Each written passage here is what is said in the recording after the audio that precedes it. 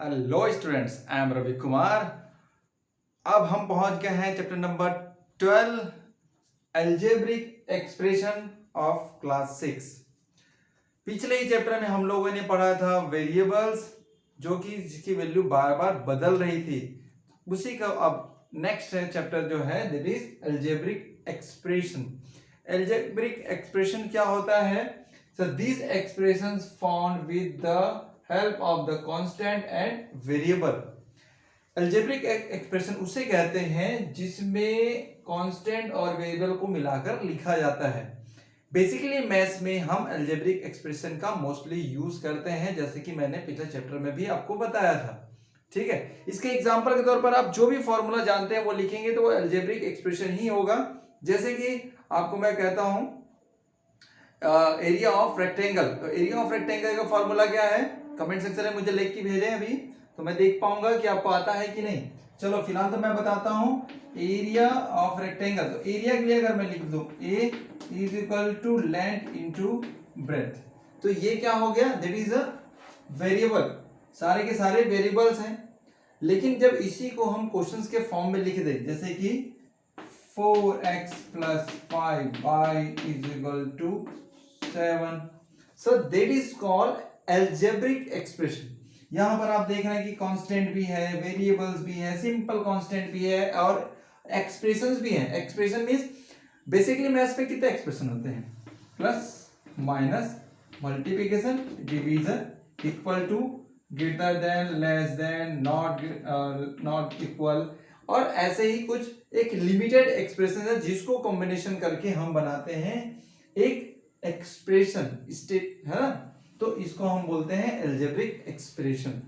ठीक है, ये बहुत ही इजी है। अगर आपको इसमें डेफिनेशंस क्लियर है तो आपको इजीली बनेगा। ठीक है, अब अलजेब्रिक एक्सप्रेशंस में है तो इसके भी कुछ टाइप्स हैं। ठीक है, इसके तो दो टाइप्स हैं। ये है टर्म्स, इसे हम कहते हैं टर्म्स।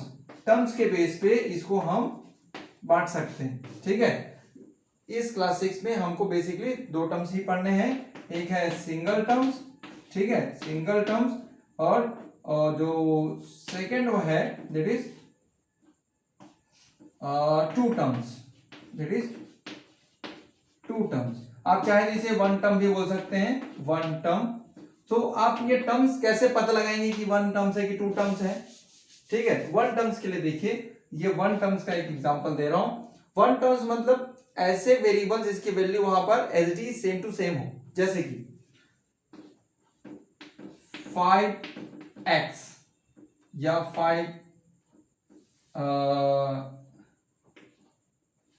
2/7y, ये कॉमन है, अलग अलग है। अब आप इसमें देख रहे हैं कि एक ही टर्म है, ये x है, ये y है, दोनों अलग अलग है और इसकी वैल्यू पूरे के लिए एकदम फिक्स है। अगर ये 5 यहां पर कोई वैल्यू रखोगे इसी के बराबर आएगा, तो that is called single term या वन टर्म।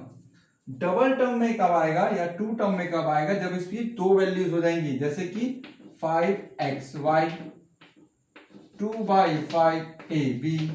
अब आप देख रहे हैं कि यहां पर दो दो वेरिएबल्स आ गए हैं, यहां पर है xy, यहां पर है ab। सो जब जब इनमें वेरी होगी तो इसके आंसर में भी वेरी होगी। ठीक है, अगर ये एक्सप्रेशन बड़ा होता है जैसे कि यहां पर है, तो ये है डबल टर्म्स में है, यहां पर आपको दिख रहा होगा। ठीक है, x भी है, y भी है। सो ये है इसके टर्म्स।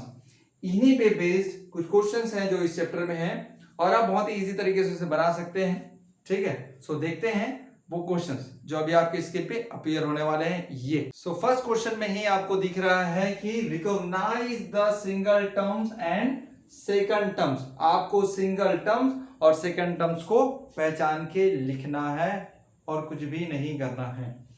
सो फर्स्ट में लिखा हुआ है 3x plus 4y, एक एक्सप्रेशन आ गया बीच में, तो ये सिंगल टर्म है कि डबल टर्म्स है? दो अलग अलग दिख रहे हैं, तो कैसे हो जाएंगे? ये डबल टर्म्स हैं। ये कैसे हो जाएंगे? कैसे टर्म्स है ये? डबल। तो ये हो जाएंगे आपके टू टर्म्स। ये है टू टर्म्स और ये 6। मैं सारे सवाल नहीं बना रहा हूं, कुछ सवाल आपके लिए छोड़ा हूं ताकि आपकी प्रैक्टिस हो सके, जो आपकी स्क्रीन में भी दिखाई दे रहे हैं।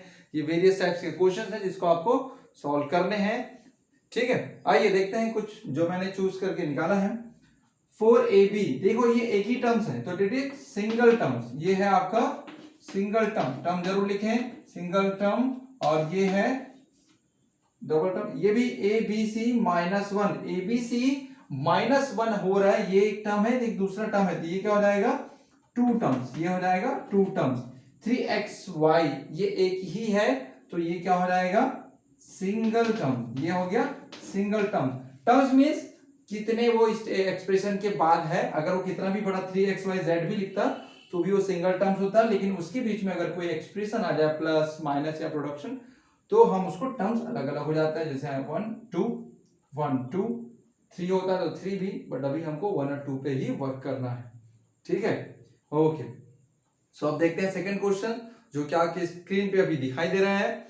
ये तो पहले से भी बहुत इजी है, आपको एक सीरीज दिखाई दे रही है स्क्रीन पे, इसमें एक एक्सप्रेशन, सारे एक्सप्रेशन दे दिए हैं आप, जिसमें देखिए आपका आंसर ऑटोमेटिक यहाँ पर स्क्रीन पे डायरेक्ट ही मैं आंसर लिख दे रहा हूँ, ठीक है। जो जो आपके लाइफ टर्म्स हैं वो सर्कल होते जा रहे हैं, आप इसे कॉपी में नोट डाउन कर लें, ठीक है।